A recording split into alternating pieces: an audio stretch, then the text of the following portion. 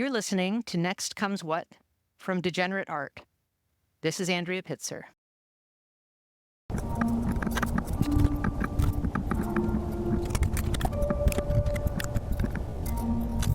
So I went to Guantanamo twice in 2015 while I was writing my history of concentration camps.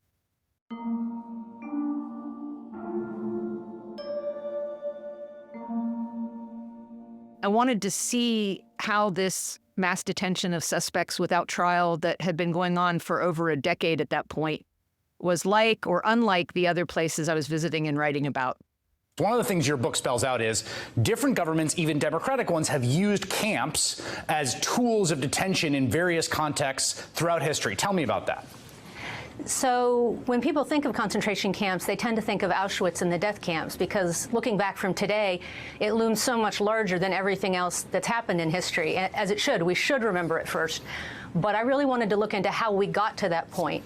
And I interviewed a number of people who had official roles there at various points in Gitmo's history. The chief prosecutor for the 9/11 case, the defendant's attorneys, and those who had been interrogators or guards. A new UN investigation finds conditions inside the American prison at Guantanamo Bay, Cuba, are cruel, inhuman, and degrading.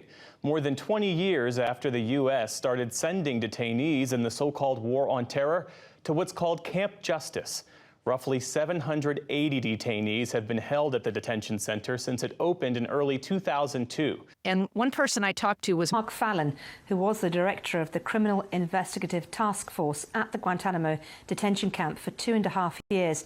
He's a career NCIS agent who said something back then that stuck with me.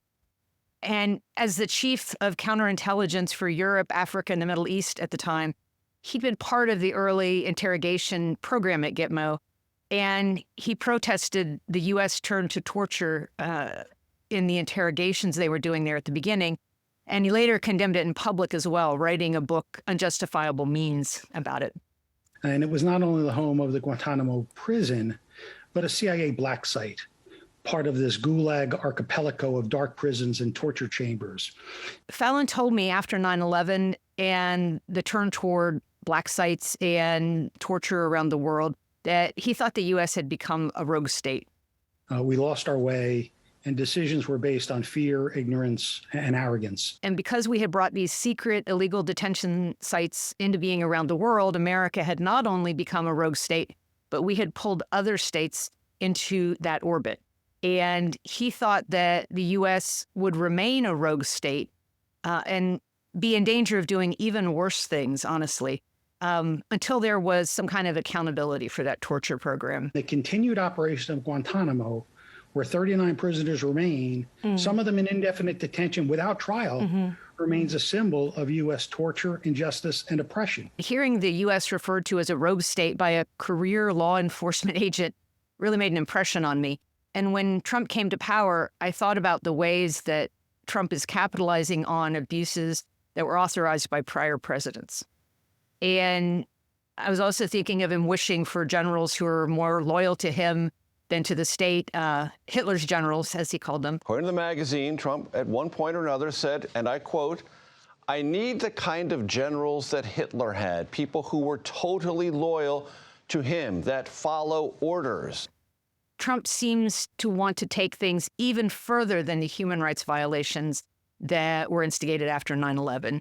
He aspires to be a rogue president in a rogue state, ready to smash things at home and around the world. I would inform the threatening country, in this case Iran, that if you do anything to harm this person, we are going to blow your largest cities and the country itself to smithereens. And he's talked repeatedly about being a dictator on day one, about bombing Mexico. In fact, the Trump GOP bomb Mexico plan is so bad, even Trump's own former national security advisor, one of the architects of the Iraq War, John Bolton, has criticized it. Or invading Mexico. Drug cartels are waging war in America, and it's now time for America to wage war on the cartels. About weakening and really destabilizing NATO. I think NATO may be obsolete. And NATO was set up a long time ago, many, many years ago when things were different. Things are different now. He seems to be planning to force Ukraine into concessions in the war that will be really advantageous to Russia. I want to ask you a very simple question tonight. Do you want Ukraine to win this war? I want the war to stop. And so today I want to address what Trump is up to at home and abroad, why the U.S. is especially vulnerable to what he's doing, and what we can do to slow this movement deeper into rogue state territory.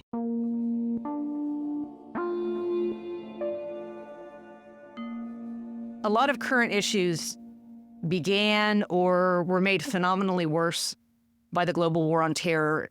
In the wake of 9/11, the U.S. attacked Afghanistan, where the ruling party, the Taliban, had been sheltering Osama bin Laden.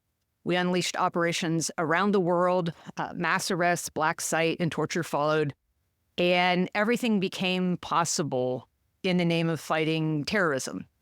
This surrender to using the terrorist methods in the attempt to fight terrorism is one of the classic models for how a country devolves into running things like concentration camps. Nous disons qu'il y a une minorité qui s'impose par la terreur et la violence. Nous devons agir sur cette minorité dans le but de l'isoler et de la détruire. And Mark Fallon had told me that in the early days of interrogations at Gitmo, he started to notice other interrogation teams had been in the same space at work with the detainees. And he saw signs of interrogation tactics that were really disturbing, like duct tape and cinder blocks, things he would never use. And he pushed back and started raising questions about detainee treatment.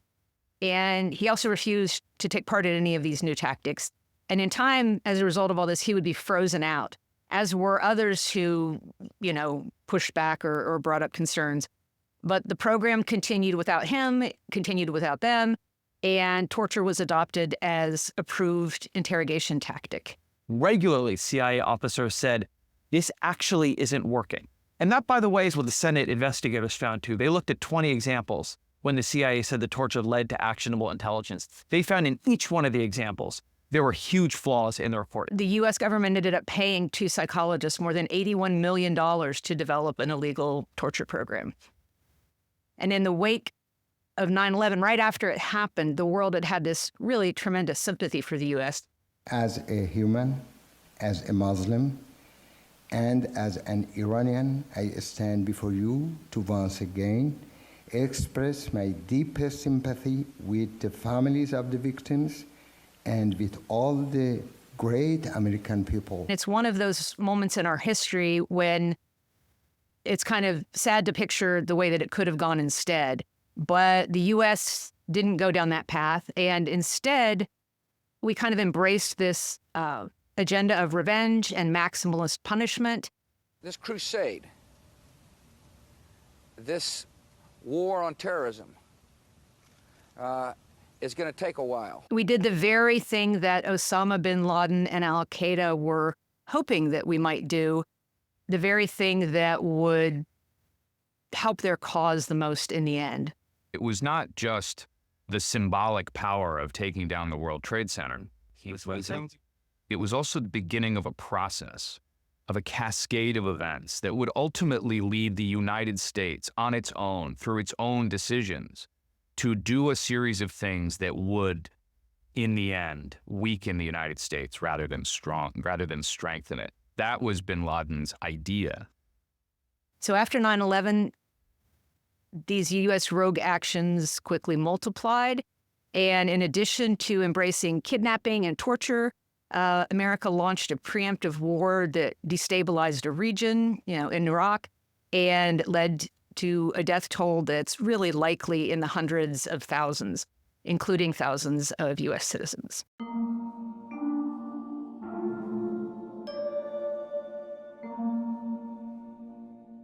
So after George W. Bush's second term, Obama pulled torture out of the government's approved sort of kit of tactics. Even before I came into office, I was very clear that in the immediate aftermath of 9/11, we did some things that were wrong. We did a whole lot of things that were right, but we tortured some folks. We did some things that were contrary to our values. I understand why it happened. But he decided not to punish or prosecute the people that had authorized it or the people that had committed it. And Mark Fallon described the transfer of power by saying, basically, Bush sanctioned torture, Obama gave it sanctuary. And Obama did direct steps be taken to close Gitmo, though he didn't burn a lot of political capital. He was busy with the ACA and some other things. And Congress, to be fair, was aggressively uninterested in helping him to close Gitmo. It was too useful to them as a PR thing. And it was interesting because after Obama put out this directive that it be closed, I was at Guantanamo nearly a decade ago interviewing the rear admiral that was then in charge of detention. And I asked, given his directive, given Obama's instructions, how quickly the facility might be closed to comply with those instructions. And the admiral was so caught off guard that he actually burst into laughter before he could stop himself. And so it was understood on the ground that it wasn't going to be closing anytime soon. And, you know, those precedents being in place give us a history today. And this history makes us more vulnerable. The abuse that was focused on Muslim detainees in that period left a lot of room for future presidential candidates to embrace torture. In 2016, Trump included waterboarding as one of the top 5 priorities for the incoming administration. His rivals in the primary said they would be happy to do a hell of a lot worse than waterboarding. Rather than emptying Gitmo, some of the people that were running against Trump said they would be putting people into Guantanamo, not emptying it out. Even retired General Wesley Clark said in 2015 that there should be internment camps for disloyal, radicalized Muslims. We didn't say that was freedom of speech. We put him in a camp. They were prisoners of war. So if these people are radicalized and they don't support the United States and they're disloyal to the United States as a matter of principle, fine, that's their right. It's our right and our obligation to segregate them from the normal community for the duration of the conflict. And this is the language of a rogue state. Biden coming in curbed many of the worst excesses of the Trump administration on the international stage, but on things like the border, he didn't make as many changes as I think people hoped he would. And by continuing to supply vast quantities of arms for the Israeli response to the horrific October 7th terror attack, supplying them long after it was known that tens of thousands of women and children had been killed in Gaza, are continuing to be killed, Biden is not helping the nation retreat from this rogue state status that we entered through the global war on terror. U.S. Senator George Helmy was on the floor of the Senate talking about this very issue just in recent days. Do these actions, intent on limiting aid into Gaza and West Bank, taken under the pretense of security operations, comply with international humanitarian laws and norms? Are these the actions we should expect from one of our closest democratic allies in the world?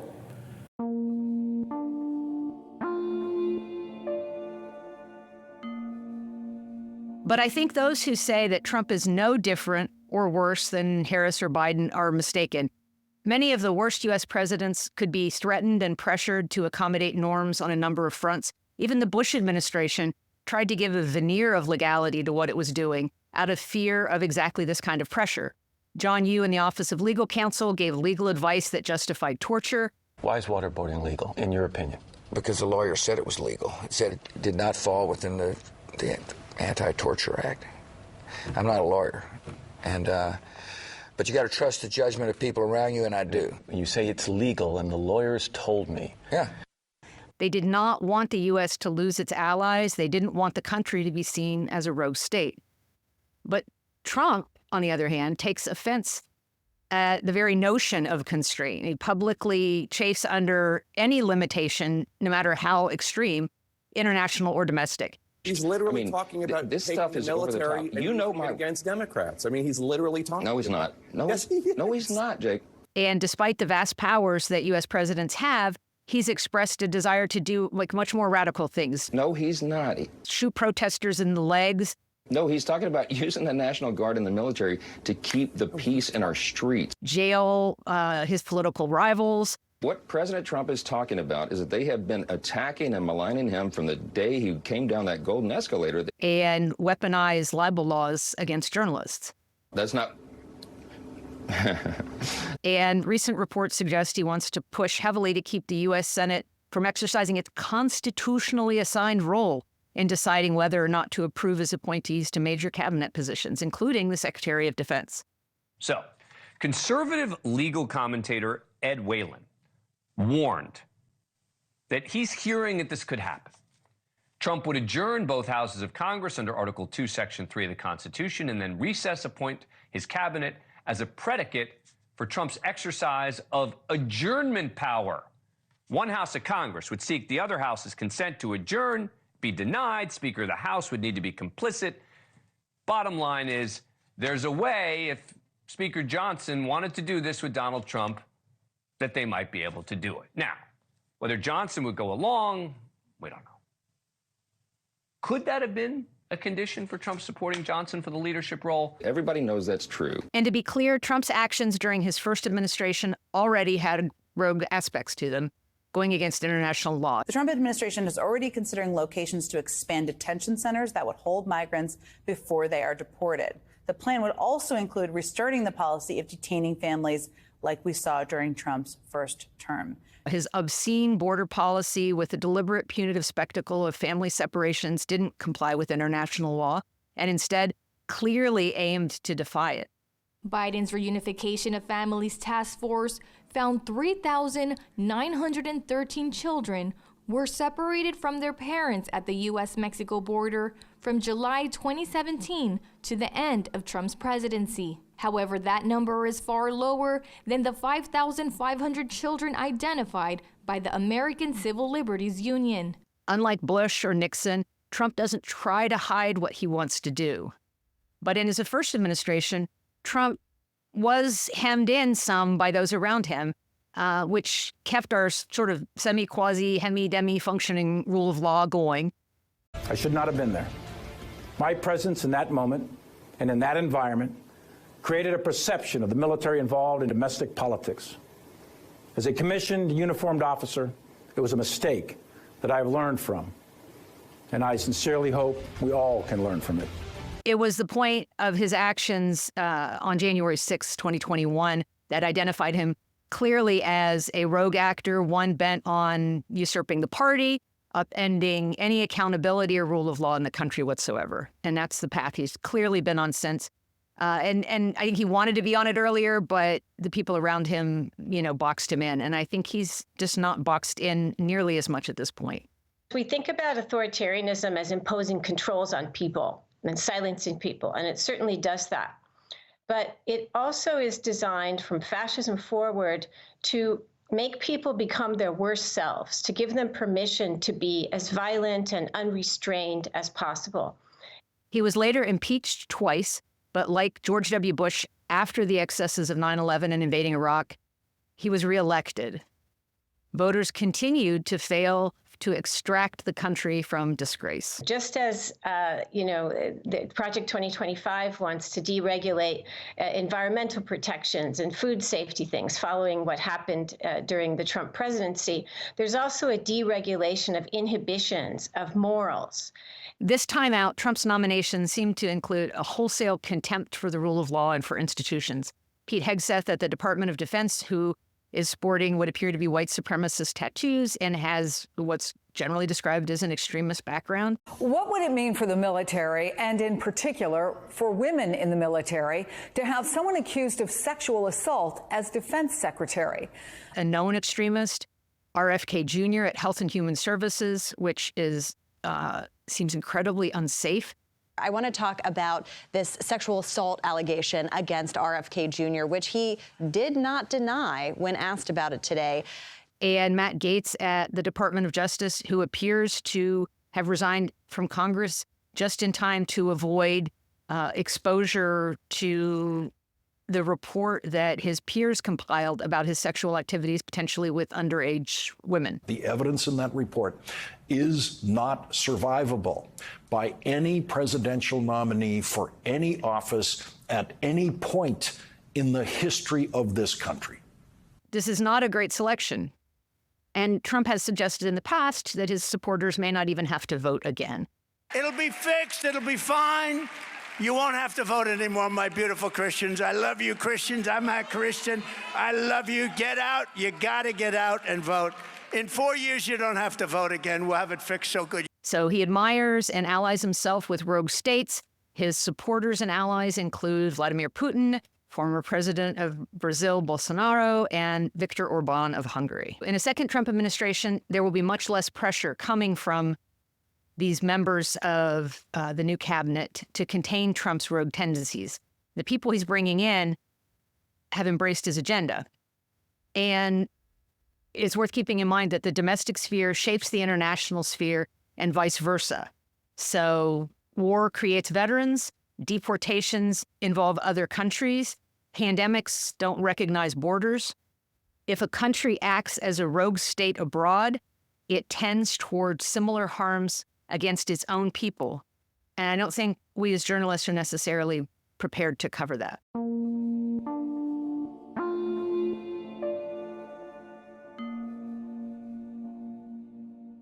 One concern in holding a second Trump administration accountable going forward is his tendency to target journalists. Trump has already filed a litany of lawsuits against everyone from CBS to the New York Times and Penguin Random House, and these are just the recent ones.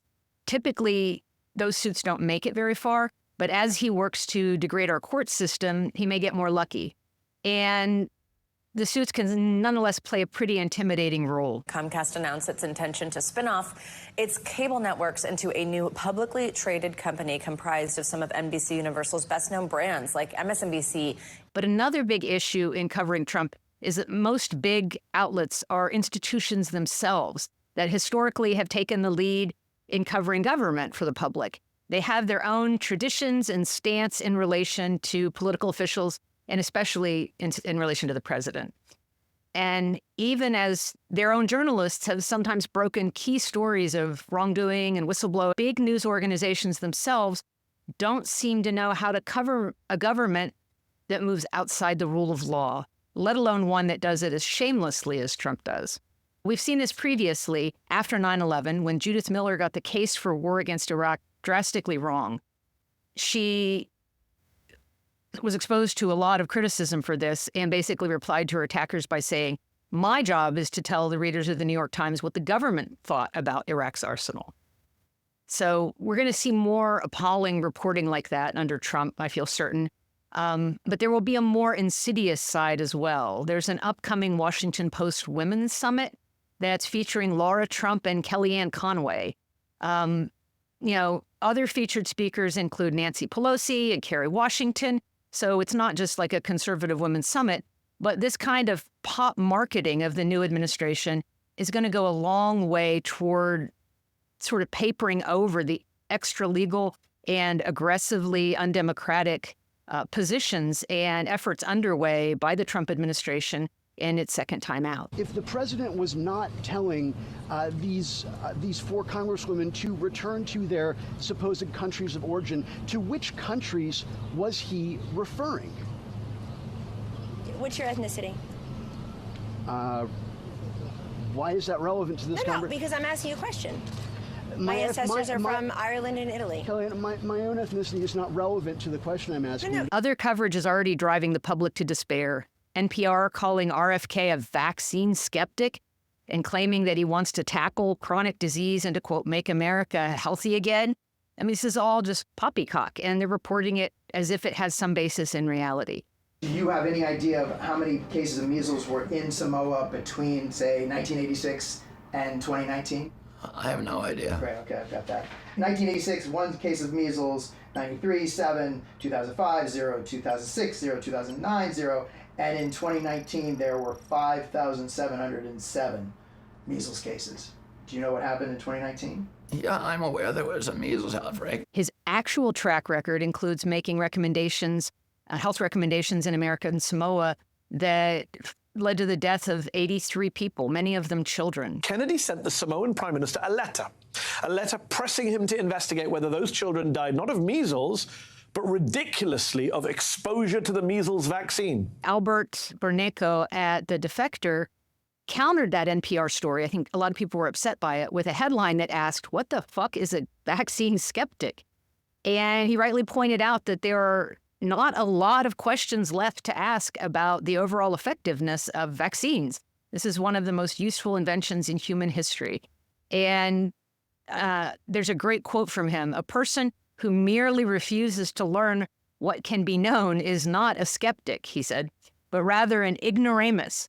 A person who raises questions but does not seek their answers is not a skeptic, but a bullshitter.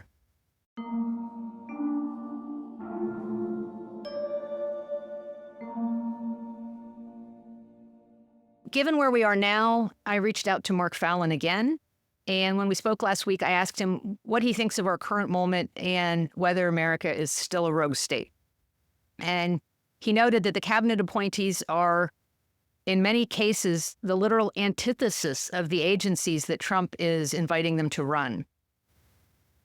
These nominees appear to be those who will destroy or hinder the internal workings of government, he said, which even al-Qaeda failed to do. The problem is, he notes, that after a country surrenders ground on the rule of law, it's hard to find a way back. Once you open that door, it opens the door for other people who will do worse.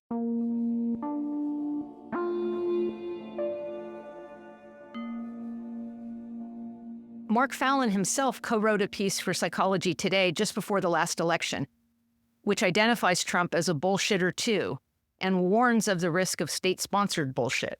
It talks about moral philosopher Harry Frankfurt's argument about bullshit, that it's worse than lying. The idea is that bullshit is phony. The bullshitter isn't even invested in truth or falsity enough to care which one is real. They just want their bluff to work.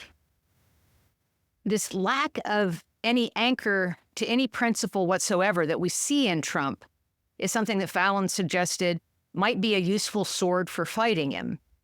Former Vice President and Indiana Governor Mike Pence says he's concerned with Robert F. Kennedy's appointment to run the Department of Health and Human Services. He calls Kennedy, quote, an abrupt departure from the Trump-Pence pro-life record. He goes on to say that he urges Senate Republicans to reject Kennedy's nomination. This lack of an anchor to any principles, Fallon has suggested, might be a useful sword to use to fight Trump. On issues where his supporters have waffled, Trump himself has shifted to accommodate them. His need to be adored is massive.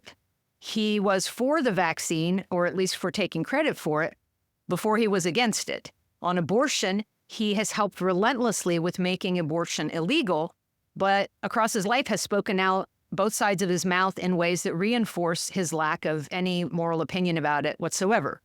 Faced with massive displeasure from his base, as potentially the consequences of some of the things he's talking about doing, deportations, tariffs, he may very well abandon some of his most damaging and unlawful programs.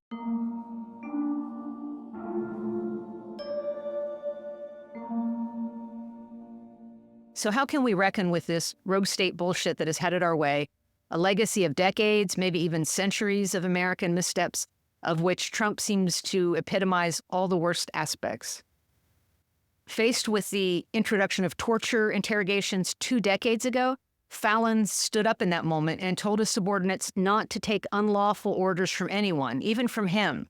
He warned them that they were accountable in the long run for whatever they did. And I asked if it had really mattered that he pushed back, given that he himself was soon pushed out, that given that torture continued, millions of dollars were spent creating an official program, and that this program did tremendous harm.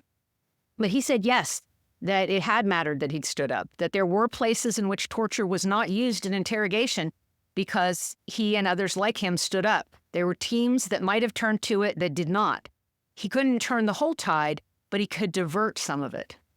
Just as important, he suggested, was this public stance against torture that he and others took, exposing the unlawful actions that they had seen. Public exposure is accountability, and it puts a marker down. It can play a role in changing public opinion. It can play a role in establishing accurate history, and it can play a role in future prosecutions.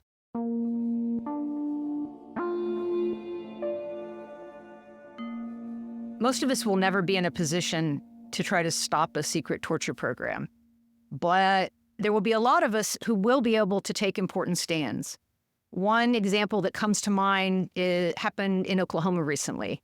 The state school superintendent, Ryan Walters, worked hard earlier this year to develop a call for textbooks for schools that really seemed to be very focused on getting Trump Bibles into the school. And he made a video about his new Office of Religious Liberty and Patriotism.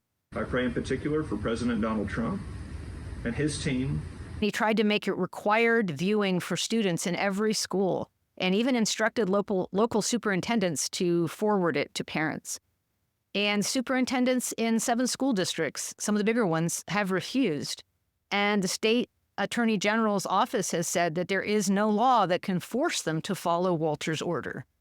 While it's not a torture program, it's a kind of underhanded activity and furthers propaganda and abuses the separation of church and state. And these things are still important to stop. And there's going to be a lot of these small battles where it's a little bit easier to defy power. And those small standoffs can help keep existing laws intact and head off worse actions right out of the gate. If people are stymied when they try small things, then it's a little bit more difficult for them to step up to the next level. And in the next 4 years, many of us may come face to face with situations where we can draw a line by pushing back against unlawful orders, unethical actions, or at least refuse to participate in them.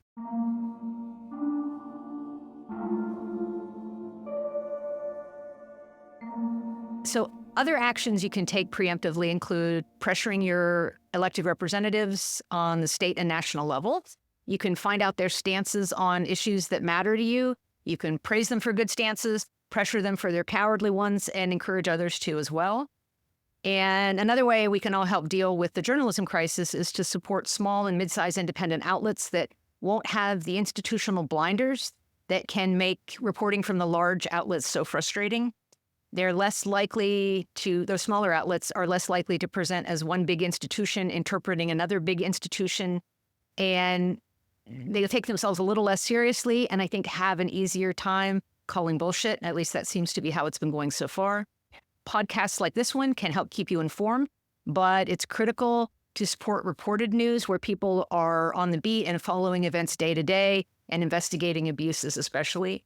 You don't have to subject yourself to horror stories every minute of every day or faint every time Trump makes a threat, but you do want to have actual factual news sources at your disposal doing reporting and telling you what's happening in the world.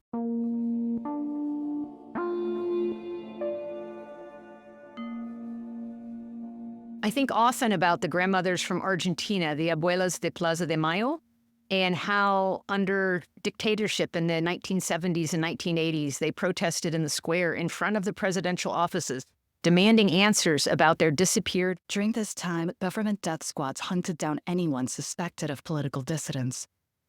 Up to 30,000 people disappeared. Even under dictatorship, the junta could not shoot those grandmothers. I met with some of them when I went, and 40 years later, they found more than 100 of those missing children. But they kept an accountability present and visible on a national level this whole time. And it was decades after dictatorships ended when I went to Argentina and Chile in 2016. And at that time, there were trials underway then in Buenos Aires, and they were continuing to bring members of the military to account. And last year in Chile, the Supreme Court validated judgments against the architects of the Condor program, which was central to torture and disappearances.